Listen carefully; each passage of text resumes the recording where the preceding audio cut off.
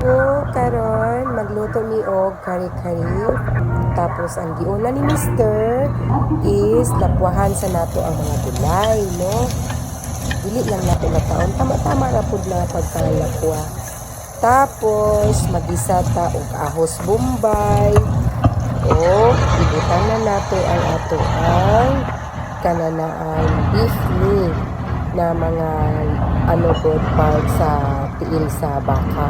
So among gipalatan, gi pressure cooker kay lisod pud og dili no gahi. So ang kalami manggud ani ang kari-kari kay ato jung lutuon pag maayo no. Amo ni gi pressure cooker mao ning nahumok siya, man gilabog na mo ang amo ang kanang sabaw aning sa paglapwan namo kay ang hit baya na. So, pag magluto gani mi kari-kari, maglapwan mi butangan na mo lemon para mawala ang anghit sa karne. Pag human, ipatulo nimo, tanggalon mo itong sabaw, tapos saka pa nato lutoon, gisahon o lutoon na nato. So, morning gibutang na sa pan na nanay ahos bombay, gibutangan og kanang bali gisa gamay ba. Tapos gibutang na dayon ang atoang kanini ang karne, beef di ay no.